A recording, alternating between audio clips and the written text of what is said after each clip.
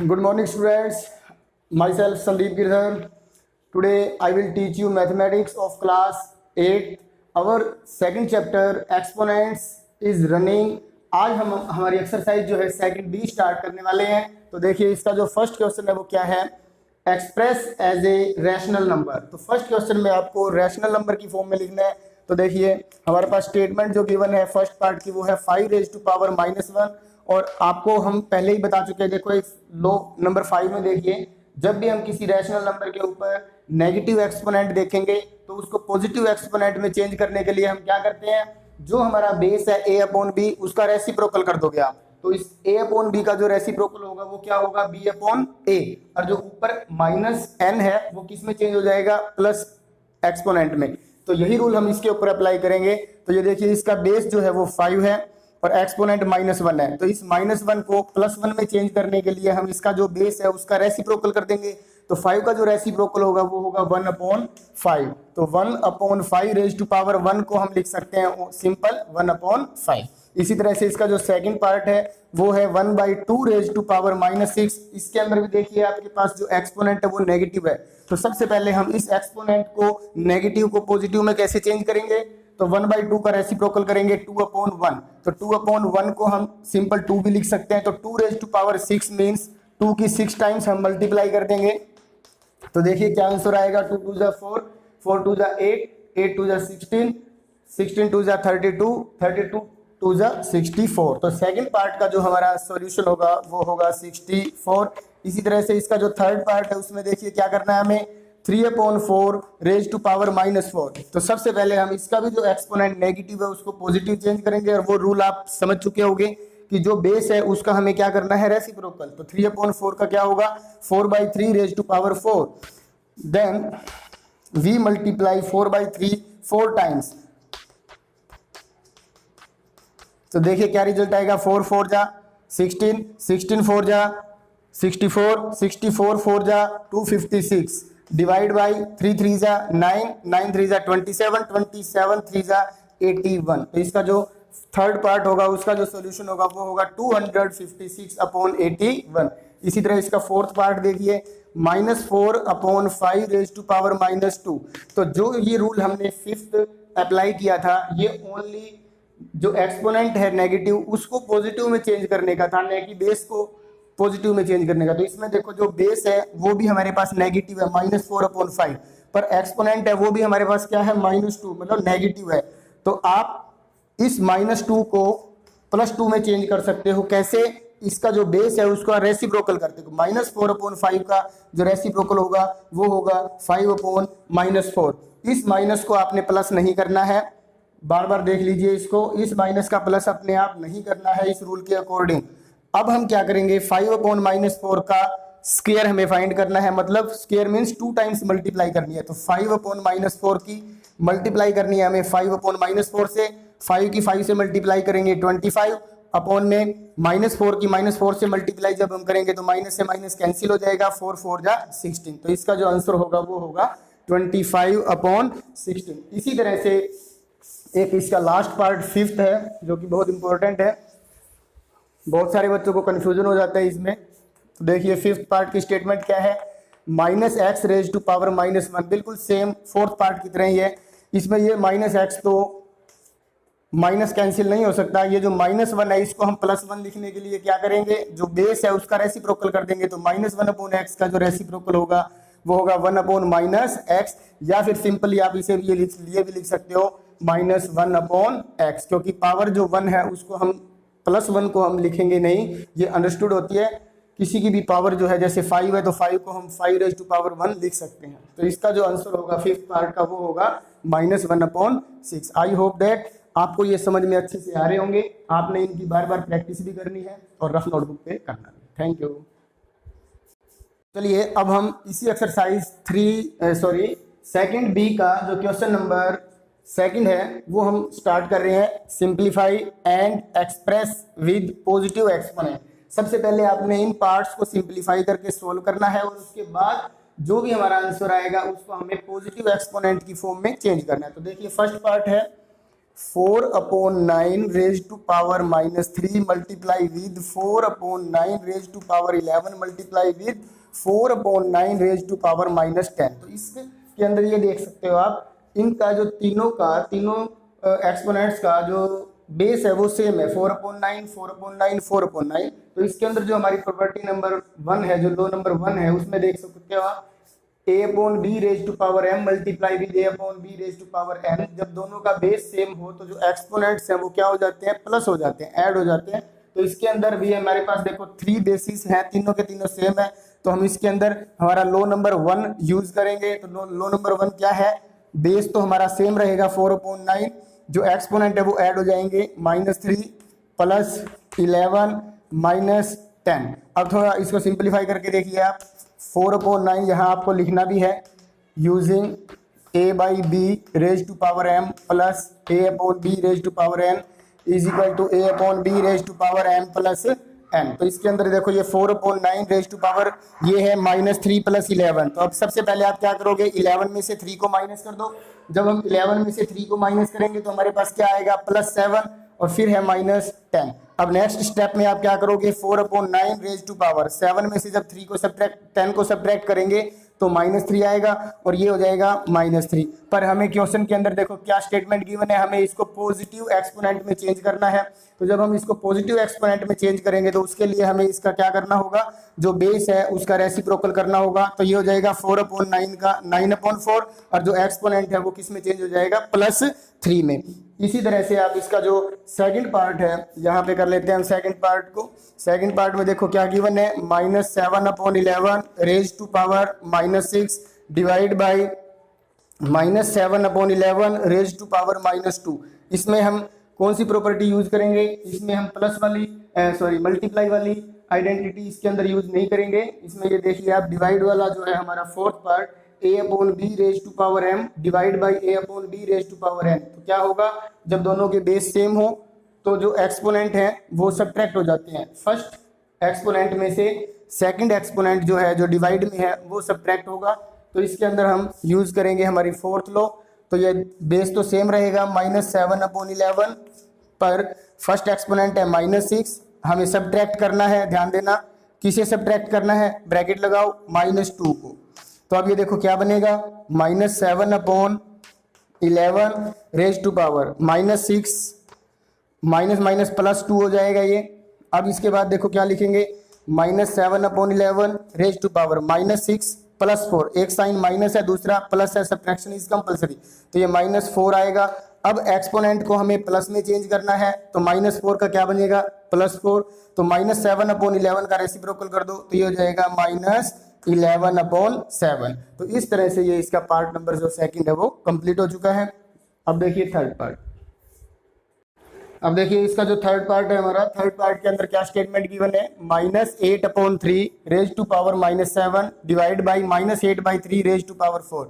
इसमें भी हम कौन सा लॉ यूज करेंगे, फोर्थ लॉ यूज करेंगे, using a/b raise to power m divide by a/b raise to power n को हम क्या लिख सकते हैं, a/b तो सेम रहेगा हमारा बेस, तो फर्स्ट पावर में से सेकंड पावर को सब्ट्रैक्ट कर दोगे। तो इसमें भी देखो -8/3 तो एज इट इज रहेगा, -7 पहले लिखेंगे, फिर उसके बाद सब्ट्रैक्ट का साइन और फिर हम 4 को सब्ट्रैक्ट करेंगे। तो इस तरह से ये हो जाएगा हमारा -8/3 रेज टू पावर, ये भी माइनस साइन है, ये भी माइनस है। जब दोनों साइन माइनस के हों तो साइन तो माइनस रहेगा और ये ऐड हो जाते हैं। तो अब आपको क्या करना है, जो इसका एक्सपोनेंट है वो नेगेटिव है, इसको पॉजिटिव एक्सपोनेंट में चेंज करने के लिए +11 करेंगे। तो इसका जो बेस है उसका रेसिप्रोकल कर दो तो ये हो जाएगा -3/8 रेज टू पावर 11। इसी तरह इसका फोर्थ पार्ट देखिए, फोर्थ पार्ट की स्टेटमेंट क्या गिवन है, 9/11 raise to power -3 multiply with 9/11 raise to power -7 फिर divide by 9/11 raise to power -3। तो इसका जो हम सॉल्यूशन करेंगे, इसके अंदर 2 लॉज लगेंगे। देखो एक तो फर्स्ट लॉ है a/b raise to power m multiply with a/b raise to power n, उसको हम क्या लिखेंगे, प्लस की फॉर्म में लिखेंगे और फिर उसके बाद डिवाइड वाला भी रूल अप्लाई करेंगे हम।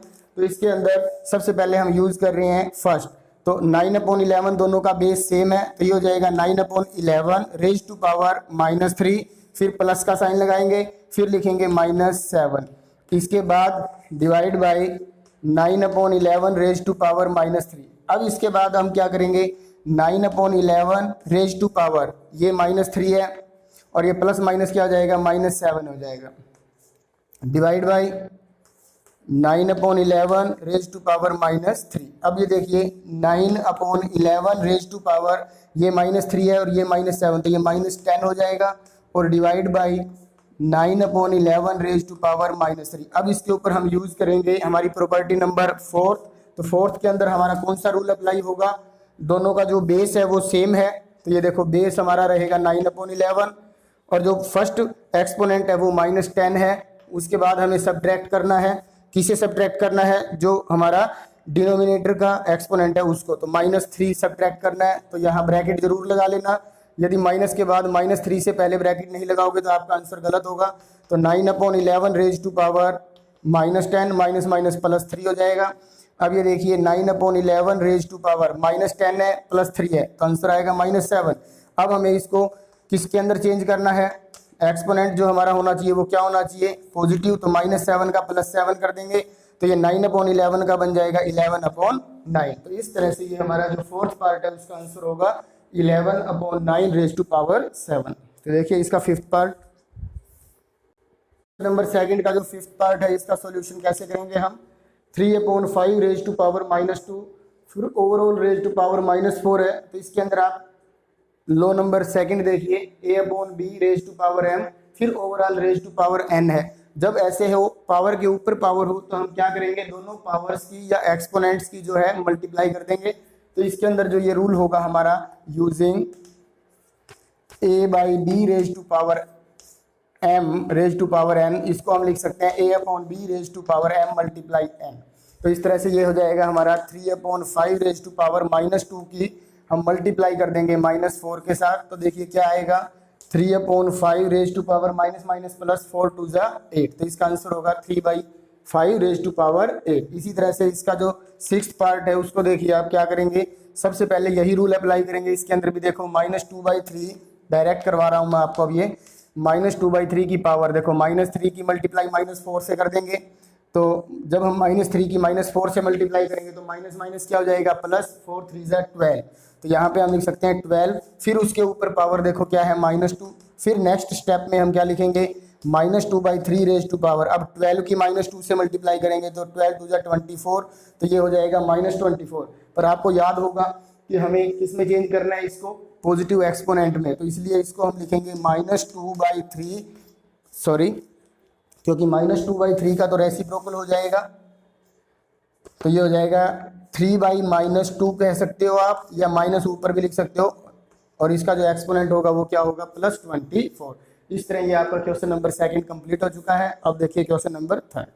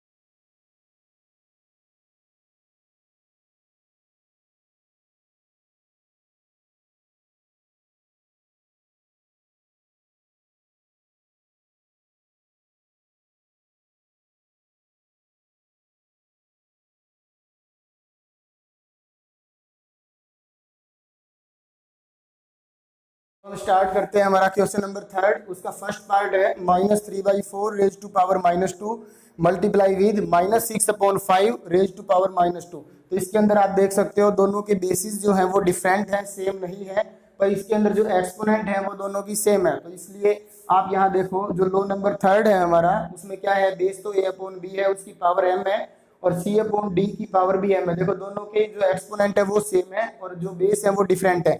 तो जब इस टाइप का कोई क्वेश्चन आता है तो आप क्या करोगे, दोनों बेसिस की आपस में मल्टीप्लाई कर दोगे और जो एक्सपोनेंट होगा वो दोनों का सेम कॉमन रह जाएगा।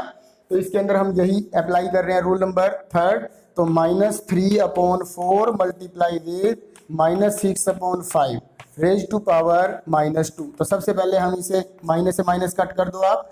तो देखो 4 को कट करते हैं 2 की टेबल से, और 3 भी कट हो जाए 6 भी कट हो जाएगा 2 पे। तो ये आएगा 3 3 जा 9 अपॉन में 5 2 जा 10, और रेज टू पावर क्या है -2। अब हम इसको क्या करेंगे, 9/10 का रेसिप्रोकल कर दोगे तो ये हो जाएगा 10/9 रेज टू पावर +2। अब हमें यहीं तक नहीं छोड़ना है इसको, क्योंकि इस क्वेश्चन के अंदर देखो स्टेटमेंट क्या है, इवेल्युएट करना, आपको इसकी वैल्यू भी फाइंड करनी है। तो 10/9 के स्क्वायर का क्या मतलब होगा, आप 10/9 की मल्टीप्लाई 2 टाइम्स कर दोगे। 10 की 10 से जब हम मल्टीप्लाई करेंगे तो 100 आएगा, 9 की 9 से मल्टीप्लाई करेंगे तो क्या आंसर आएगा 81। तो इस फर्स्ट पार्ट का जो आंसर होगा वो होगा हमारा 100/81। इसी तरह सेकंड पार्ट देखिए, सेकंड पार्ट की स्टेटमेंट है 11/7 raise to power -4 multiply with 7/44 raise to power -4। इसके अंदर भी हम सेम रूल अप्लाई करेंगे।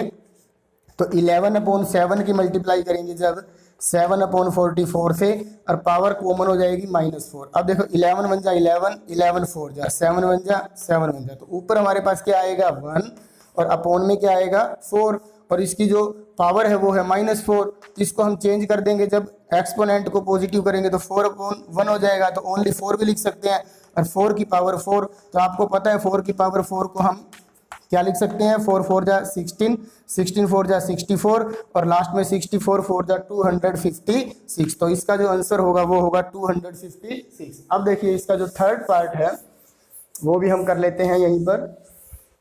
थर्ड पार्ट के अंदर देखो, इसमें भी हमें यही सेम रूल अप्लाई करना है। -16 की मल्टीप्लाई करनी है किसके साथ, 1/20 के साथ, और जो पावर है वो दोनों की सेम है -3, तो इसको कॉमन कर देंगे। अब 4 की टेबल पे कट कर दो, 4 4 जा 4 5 जा, ऊपर हमारे पास देखो क्या आएगा -4 1 जा -4 अपॉन में 5, और रेज टू पावर क्या है -3। अब इस -3 को हम +3 में चेंज करेंगे, कैसे, जो बेस है उसका रेसिप्रोकल कर दो 5/-4। अब हम इसकी 3 टाइम्स मल्टीप्लाई जब करेंगे, 5/-4 मल्टीप्लाई विद 5/-4 मल्टीप्लाई विद 5/-4, 5 5 जा 25, 25 5 जा 125 अपॉन 4 4 जा 16, 16 4 जा 64, माइनस से माइनस कैंसिल हो जाएगी, फिर प्लस माइनस माइनस रह जाएगा।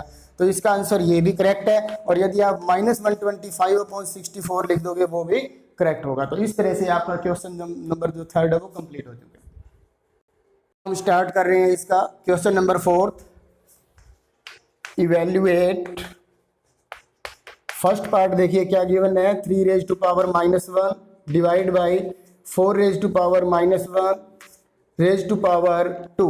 तो इसके अंदर हम क्या करेंगे, तो देखो 3 रेज टू पावर -1 को हम लिख सकते हैं 1/3। जैसे देखो ये फिफ्थ वाला जो लो है a/b की पावर -n है, तो इसका जो बेस है उसका हम रेसिप्रोकल कर देंगे, और जो एक्सपोनेंट है वो प्लस हो जाएगा। तो इसमें जो बेस है वो 3 है, तो 3 का जो रेसिप्रोकल होगा वो 1/3 हो जाएगा, और पावर 1 ही रहेगी, तो 1 को हम अंडरस्टूड है, ये लिखने की जरूरत नहीं है। तो 4 की पावर -1 को क्या लिख सकते हैं 1/4 रेज टू पावर 2। अब इसके बाद देखिए 1/3, आपको पता है डिवाइड का साइन मल्टीप्लाई में जब चेंज होगा तो ये क्या हो जाएगा 1/4 का 4/1 रेज टू पावर 2। अब इसमें देखिए आप क्या करोगे 1/3 और 1/4, तो 4/1, तो 4 1 जा 4 अपॉन में 3 1 जा 3, तो 4/3 रेज टू पावर 2। इसकी 2 टाइम्स मल्टीप्लाई हम करेंगे, तो इसका जो आंसर होगा वो क्या होगा 4 4 जा 16, 3 3 जा 9। चलिए अब देखिए इसका सेकंड पार्ट। सेकंड पार्ट में है 4 raise to power -1 plus 8 raise to power -1 divide by 2/3 raise to power -1। तो इसका जो सॉल्यूशन होगा वो भी सेम पैटर्न यूज करना है, आप मेंशन भी कर सकते हो a raise to power -1 is equal to 1/a। तो ये हो जाएगा 1/4 प्लस 1/8 डिवाइड बाई, इसको जब हम करेंगे तो ये 3/2 हो जाएगा। अब देखो इन दोनों का हमें एलसीएम लेना होगा, 4 और 8 का एलसीएम 8 आएगा। 8 को 4 से डिवाइड करेंगे 2, 2 की 1 से मल्टीप्लाई कर दो, प्लस 8 को 8 से डिवाइड करेंगे 1, 1 की 1 से मल्टीप्लाई। फिर डिवाइड का साइन आपको पता है किस में चेंज हो जाएगा, मल्टीप्लाई में, तो 3/2 का रेसिप्रोकल कर दो 2/3। तो नेक्स्ट स्टेप में देखो 2 + 1 क्या होगा, 3/8 मल्टीप्लाई विद 2/3, तो 3 से 3 कैंसिल, 2 से 8 कैंसिल, तो ऊपर क्या आएगा 1 और नीचे क्या आ जाएगा 4। तो इस तरह से इस सेकंड पार्ट का जो आंसर होगा वो होगा 1/4। अब देखिए इसी का क्वेश्चन सेम है फोर्थ।